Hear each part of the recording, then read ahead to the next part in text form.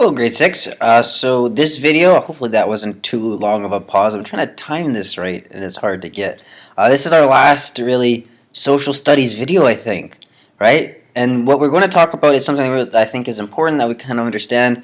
It's the Charter of Rights and Freedoms. Now, we're focusing on the Canadian Charter of Rights and Freedoms, but other countries do have something similar, so keep that in mind. Last class, we talked about identity and rights. Right? And what we focused on is you did these mind maps of different people's identities. So if we wanted you to do a fictional character and your own. And so when I go through some of your answers, a lot of you have the same kind of responses.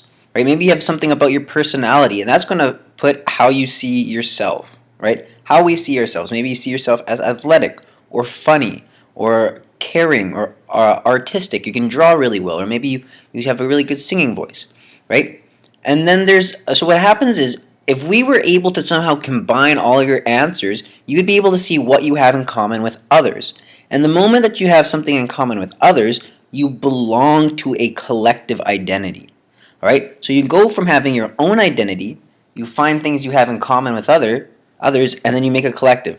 This is what we see on the internet all the time, where you make internet friends on like Reddit or just if you like play PS4 and you play against someone else, and you soon enough you become friends with them. That is possible, right? And you join together based on common interests. So you form a collective identity.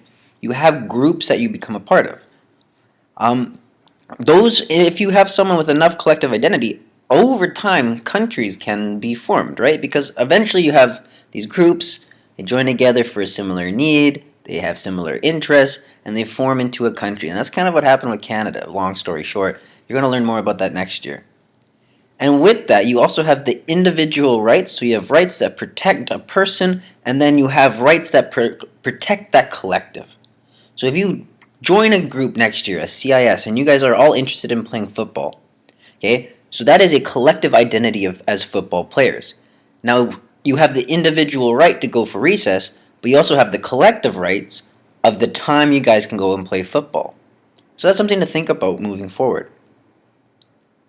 So rights. It is a freedom that is protected or something you are allowed to have or receive. Basically, it's something you are given. You are allowed to have this. Rights are usually fought for and demanded and require effort. So usually at the beginning of countries, not all rights are given. Right? Rights are only given usually to what's called the privileged group. And this might be a word you hear a lot on the media, especially with the Black Lives Matter movement, is this idea of privilege.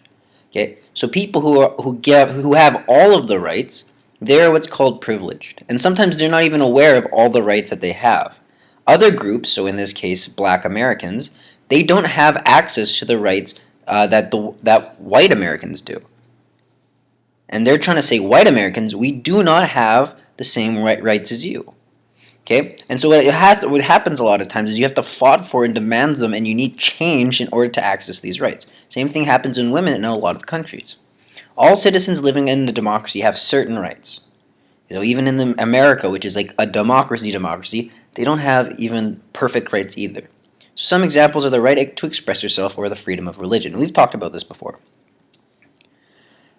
In 1982, all right, Canada developed this Charter of Rights and Freedoms. So a charter is basically this legislation, this law, this bill, right? It came into effect. And what it says is it protects our freedoms, our rights and our freedoms on the provincial and the national level, and they put it in the Constitution. The Constitution is like, if Canada was a board game, that's the rule book, is the Constitution. So they put the charter, and it says, hey, all Canadians have these rights that no one can touch. And what it really does is it looks at the government, because sometimes the government will pass laws, and that will benefit other groups of people. And so what people say is like, hey, look at our rule book, the Constitution. We have this charter. It protects us. You can't make that law. You can't do that thing. You can't go to war. You can't do all these things. During COVID, right, some people in America were protesting that they had to stay home. And what they would do is they would say, hey, we have this Charter of Rights. Now, they don't have the same kind of Charter of Rights as we do, but that is what actually some Canadians did. They said, you can't make me stay at home because in our Constitution, I have these Charter of Rights saying you can't do this. So this Charter of Rights protects that, because some countries, governments can take rights away whenever they want, but this protects it. And sometimes citizens can take the government to court and basically say you infringed on my rights. The purpose is to protect our laws. Like we said, these laws these rights, cannot be taken away by anyone, even the government.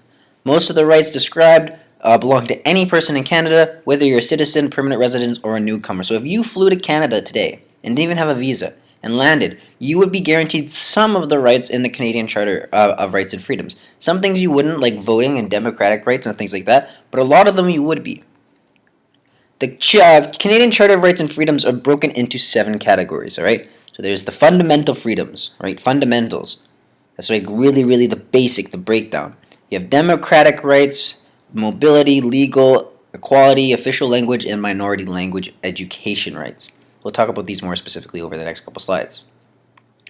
So all I want you to do is think about the fundamental freedoms. So all democracies have this in some way, what's highlighted in blue. All right, so the freedom of conscience, right? That's the decision of you can choose between what is right and wrong. You get to choose what is right and wrong. No one else can kind of tell you what to do. Now, there's also laws about like murder, but at the end of the day, your morals you get to dictate your own morals.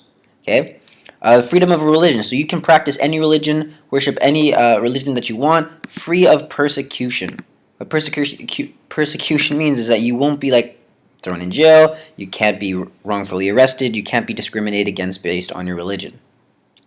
You can have freedom of thought, think whatever you want. Opinion, you can allow to form and communicate your own opinion. This is what some people are disliking about YouTube, because people want to post videos that YouTube says are inappropriate, and they say, hey, I have a freedom to my opinion.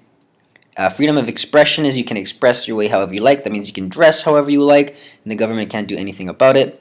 Freedom of the press, media can report on whatever. So in some countries, all things that are reported has to go through the government. In Canada, the media can report whatever it wants. Freedom of a peaceful assembly. So right now with the Black Lives Matter movement, the reason why it's a big issue that police are often using tear gas and trying to get them out of the way is because we have the rights to peacefully assemble. Now what is happening is there's looters and there's vandals, so the police are saying, well, that's not peaceful assembly. So because of that, you're breaking the law, we can get you out of here. Next one is freedom of association. You can kind of be with anyone you want, no matter what, right? So you get to pick who you hang out with. And these are our fundamental freedoms. What's next is our democratic rights. Now this is our second of our 7th category. So if you're filling in the notes, this is what we're typing away. So basically this is saying that every citizen has the right to vote in an election. You have to be 18 years of older, and you can be a politician. Anyone in Canada, if you're a Canadian citizen, so this one you have to be a citizen, you can be a politician. Doesn't matter if you were born in Canada or not.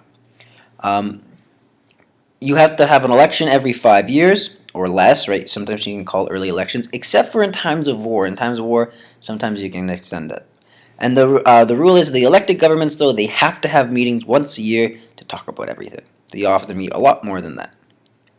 The next we have is mobility rights, and that basically means that Canadians can enter and stay and leave in Canada whenever you want, right? Citizens and permanent residents, they can move, and they can live in every province. So if I was born in Alberta, I can live in any province that I want. I can work in whatever province that I want. Some social services like welfare and other things, you might have to determine how long you live there. If you are poor though or unemployed, you can't have services taken away from you. All right? So just because you're unemployed doesn't mean they can take stuff away from you. But mobility rights, basically you can leave, come back in Canada. That's a big thing with COVID. If you are a Canadian citizen, they're saying we will always welcome you back, but they are restricting some people's mobility rights. That governments do that in times of special circumstances. Next is legal rights. If you're arrested, you must be told your option to see a lawyer. So if you are ever arrested in Canada, one of the first things that the police officer should do is tell you is you have the right. It's called the Miranda rights in the United States. I don't know if you've ever seen a movie, but they're you have the right to remain silent. You have the right to do. That's the legal rights. Okay, so everyone has basically the right to life. They have the right to their own freedom and their own personal safety. You can't take that away.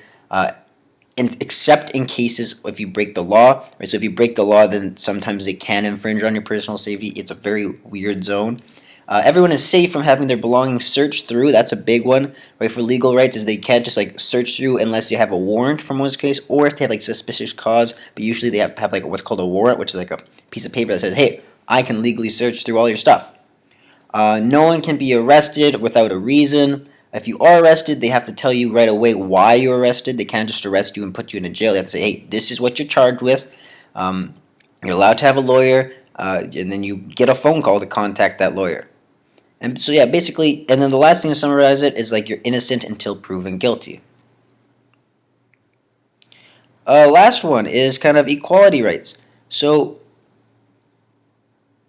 sorry, equality rights is basically everybody is equal in the eyes of the law. It's called rules of law. So it doesn't matter what you are, your race, your background, religion, age, gender, mental, physical ability. You have to be treated fairly. Okay, every single person is equal. It doesn't matter if you're on the government or not on the government. The law applies to everyone. Okay?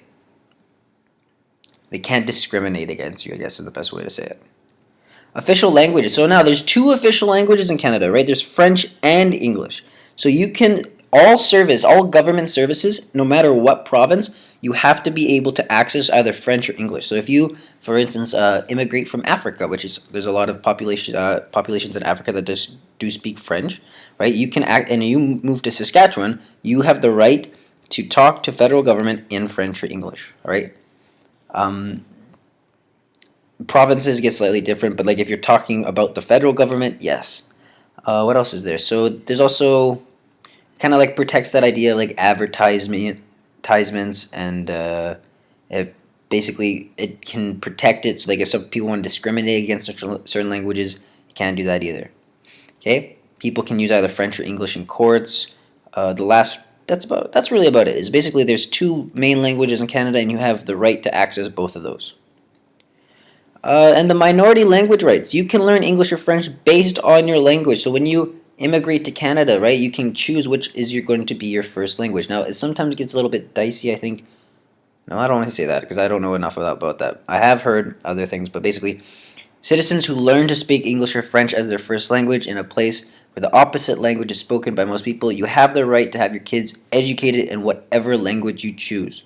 Whether you speak English or French, you can have your children educated in that language. Alright, so if you speak English or French and you come over to Canada, you can get access to being taught English or French, basically. It just protects you if you speak a minority language. So, if we have all these rights, basically we also need to have responsibilities. A little bit of a recap. It's a duty obligation, so we have all these things that we get, so that means we need to respect the laws, we need to respect all the things that are outlined in the Constitution, and when it comes to vote, remember our biggest responsibility in a democracy is to vote and cast that ballot.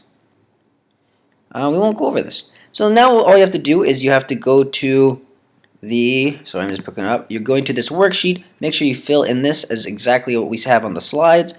And the last thing that you're going to do today is the Charter Scavenger Hunt. So you're going to click on this website. Here are all the categories. So let's look at this one. Describe a right that protects women.